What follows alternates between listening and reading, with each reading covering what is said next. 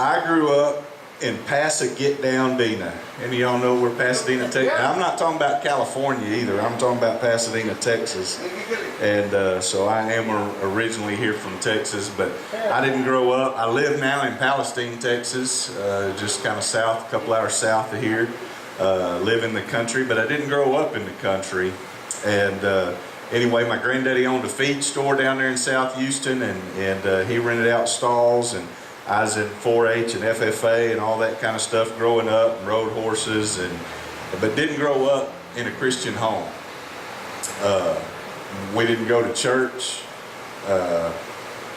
and so there was a good friend of mine that his parents stabled horses at my granddaddy's feed store, and so his mom went to church, but his dad didn't go to church. And so she was going to have him in church every Sunday, but we'd try to get out of going to church by coming and spending the night at my house. No, that didn't work. His mom would be out there in a Monte Carlo hitting on the horn, and we'd be shucking into pants, we'd be shucking into pants, we'd be getting dressed real fast, and she'd have us at church. So I was exposed to the gospel as a young man, but I never did anything with it. In fact, I can remember at it was a little Baptist church there in Pasadena, Texas. It was right down the road from the intermediate school where I went to intermediate school. The pastor, I heard lots of good messages about Jesus, and the pastor would pray a sinner's prayer at the end of the service like I'll pray today before we're done. But I never did anything with it. And so anyway, I ended up graduating from high school, going to A&M, graduating from A&M, and in 1995, my uncle was going through his second divorce. And I don't know if any of y'all remember Promise Keepers.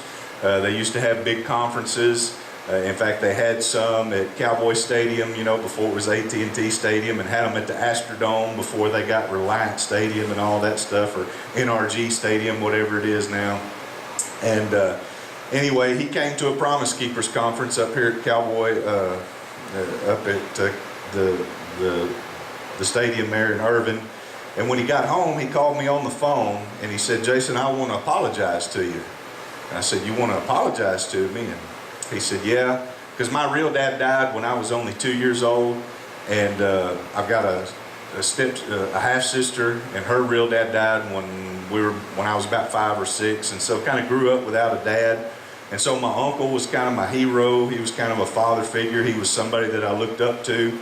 He had been a bouncer in bars. He was a bulldogger, steer wrestler, that kind of stuff. And so I was kind of trying to grow up to be kind of like my uncle. And he said, when he called me that day, he said, "I know you looked up to me in life." And he said, "I just want to let you know I'd led you down the wrong roads in life." And you know what I thought initially? You're crazy out of your mind. You didn't lead me down no wrong roads. But God used that as I began to see the changes that God was making in his life. And so in 1996, I ended up inviting Christ into my life. And it was about 6 months after that, they were looking for a youth pastor, a youth minister at the little church where I was going to church there in Mont Alba, Texas, just north of Palestine. And anyway, they said, "You ought to put in an application for that, Jason." And I was like, "Man, I just came to know the Lord. You don't want me leading your young people. I'll lead them to do all the wrong things." And anyway, but as I prayed, I was a speech communication major at A&M. And so I was actually working on a master's degree at UT Tyler. UT Tyler. Anyway, they're not the Longhorns, right? They're the Patriots. So anyway, I catch enough grief that I put a few hours in over there. But was working on a master's degree and wanted to teach junior college. I thought that's what, I thought that would be cool, teach public speaking, that kind of stuff. But God impressed upon me one day, he said, "You're wanting to teach people to communicate with each other, and I want you to help people to communicate with me." I said, "Good enough, Lord." And so anyway, I ended up going to seminary, and graduated from seminary. I tell people you could go to seminary for 100 years, and they'd never teach you everything you need to know to pastor a church. but you could pastor a church 100 years and never be exposed to some of the things that they teach in seminary. So it was a good experience. And anyway, but before seminary, met my wife, and we got married, and I have 3 daughters now. Yes, 3 daughters, 1 wife. That's a lot of estrogen in the house. All this chrome is earned right here, right? So anyway, I grew a beard a couple years back, and I didn't have all this chrome. Anyway, my twin daughters are seniors this year in high school, and so the senior year is not a big deal to me. The big deal to me is next year, what are we going to do? How are we going to pay for college when they go to college? So anyway, that's just a little something about how you can pray for me. So, and I pastored, helped start 2 Cowboy churches. I tell people, I pastored a couple of traditional churches after I came to know the Lord and was in seminary. Felt like God was calling me to pastor and preach. But when I pastored those 2 more traditional, and nothing against traditional churches, because the Cowboy church movement and Cowboy churches wouldn't be where they're at without the support, lack of Texas Baptist and traditional churches coming along and sponsoring and supporting those works. But I just felt like a square peg trying to fit into a round hole in traditional church. Didn't grow up in traditional church, and just didn't, they want you to wear a suit and tie every Sunday and all that kind of stuff. And I didn't grow up. My granddaddy didn't own a suit. He owned a Western sports coat, and he had the little Western ties or whatever, the little thin ones or whatever. And anyway, but he didn't wear them very much. And so I just didn't grow up in that. And so anyway, we had the opportunity in 2006 to move to Salado, Texas, just north of Austin, just south of Belton Temple, and help start a Cowboy church down there. And we're there for 5 years, and we were bumping our nose on about 300 when we left there. And I tell people that was all God, wasn't anything that we did, because I pastored churches before that, and we was never bumping our nose on 300. So we just joined God in what He was doing. But our youngest daughter is special needs. And so we felt like we needed to get moved closer back to family. And so in 2011, we moved back to Palestine, Texas, and God gave us the opportunity to start another Cowboy church. And so we started Triple S Cowboy Church there in Palestine, Texas in 2011, and we're there for 5 years. And anyway, didn't grow like we did in Salado.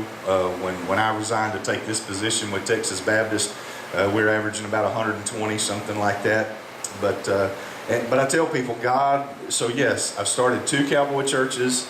If there was a brain in this noggin, I'd take it out and play with it, because it's the most challenging thing. It's rewarding. You've heard this about church before, right? You know what the greatest thing is about church? The people. You know what the worst thing about church is? The people. Because anyway, it's great to see life-changing people when God gets a hold of people's lives and all that kind of stuff.